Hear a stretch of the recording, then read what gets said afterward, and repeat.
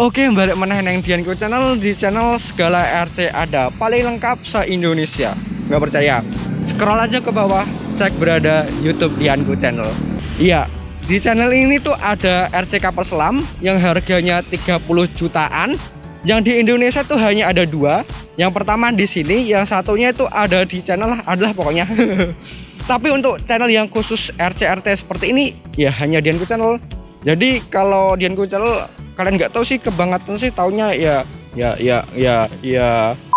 Tapi yang penting di sini jangan lupa untuk jaga kesehatan dan jaga kebersihan, karena sekarang itu masih musim yang kurang bagus. Tapi saya ya harus keluar untuk ngetes Bux 7 ya. Sebelum lanjut videonya, boleh dong jangan lupa untuk subscribe YouTube Dianku Channel dan aktifkan loncengnya biar kalau ada video baru kalian bisa dapat notifikasi. Nah, di video ini aku juga akan membahas beberapa seri Bux yang udah lama. Jadi itu bisa menjadi gambaran kalian beberapa step apa sih yang pernah dilalui dari MJX. Kayaknya terlalu ribet ngomongnya. Jadi mungkin ntar ini akan panjang banget ceritanya, belum sampai ke dronnya. Kalau mau skip ya silakan, langsung ke menit ini aja. Tapi kalau pengen tahu tapi kalau pengen tempe, kalian ya dengerin, ini adalah penjelasan selengkapnya. Yo, Bux 7 itu drone terbaru dari MJX, tepatnya tahun 2020 ini. Buat info aja nih, setelah SIMA dia nggak ada perubahan, nggak ada inovasi. Nah, muncul yang namanya brand MJX.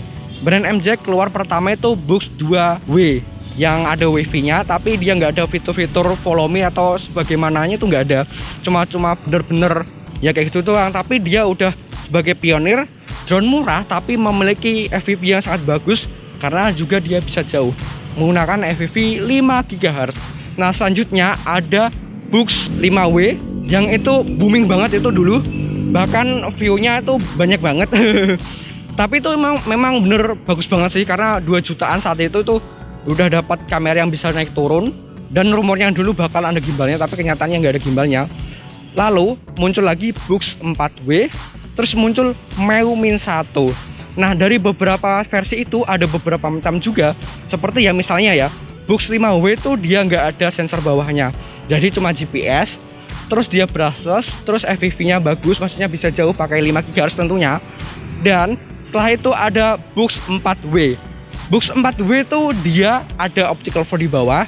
Optical flow itu fungsinya dia bisa ini nge-tracking di bawah. Mungkin gambarnya itu seperti GPS, tapi GPS fungsinya bisa di indoor, dengan catatan harus dalam keadaan cahaya yang bagus, karena ya dia itu melihat footage yang di bawah itu sebagai patokan biar dia ngunci di tempat. Ada juga di bawahnya itu ada sensor ultrasonic, dimana sensor itu berfungsi sebagai parameter atau pedoman si drone biar bisa landing dengan mulus, dan dia bisa menjaga ketinggian atau bahasa kerennya itu altitude hold bisa lebih stabil.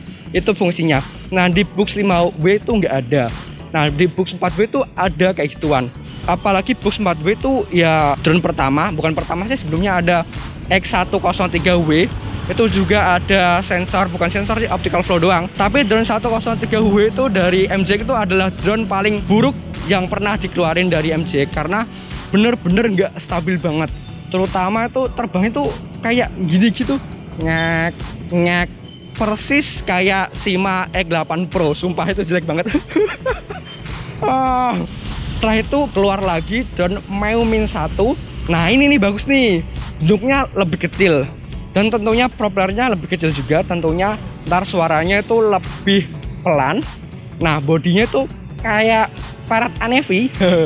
Kameranya juga bisa kayak naik 180 ke atas sampai ke bawah, tapi anjirnya nggak sejauh itu sih. Nah, dari Bux 5W tadi sampai seri yang Meumin 1 itu semuanya ada versi 4K-nya. Kalau ditanya lebih bagus mana tuh dari ketiga seri itu sih tergantung kalian pengen yang mana, pengen yang portable atau pengen yang anti mainstream kayak Meumin 1. Kalau aku sih, menurutku ya, ini yang paling aku suka tuh Meumin 1, tapi flight time-nya tuh nggak selama kayak Bux 4. Ya, semuanya tuh ada plus minus. Kalau berdasarkan kelengkapan sensor, ya Bux 4B sama Meumin 1 itu drone paling lengkap sensornya yang dimiliki MJX. Balik lagi ke Bux 7. Kenapa langsung dari Bux 5 ke Bux 7? Karena sebelumnya udah ada drone Books 6, tapi itu kelasnya bukan kelas kayak aerial, lebih tepatnya kayak ya drone senang-senang gitulah. Jadi ini ya ada perubahan nama kayak gitu, jadi wajar. Tapi kalau di dunia perdronan itu nggak banyak sih yang bahas soal kayak kenapa namanya kayak gini, kenapa namanya kayak gitu kan. Kalau masalah hobi itu terbatas, kecuali kalau kayak gadget kan udah semua orang, lapisan masyarakat tuh pasti ya punya gadget. Kalau drone kan hanya beberapa yang suka. Jadi ya nggak perlu diperdebatkan lah. Oke, Books 7. Kalau aku lihat nih dari unboxing kemarin atau buka bungkus kemarin, ini tuh salah satu pionir atau salah satu drone terbagus saat ini yang ada di harga 2 jutaan.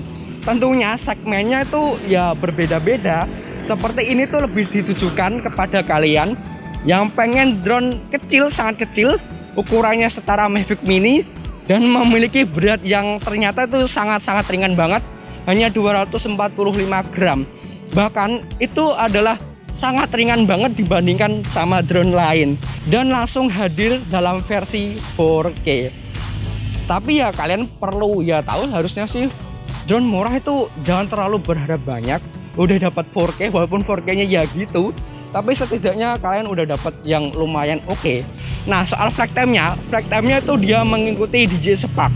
Ya, hanya bentar doang, sekitar 15 menit. Untuk waktu ngecasnya ya biasalah, drone tes ya nggak terlalu cepat gitu ya wajar.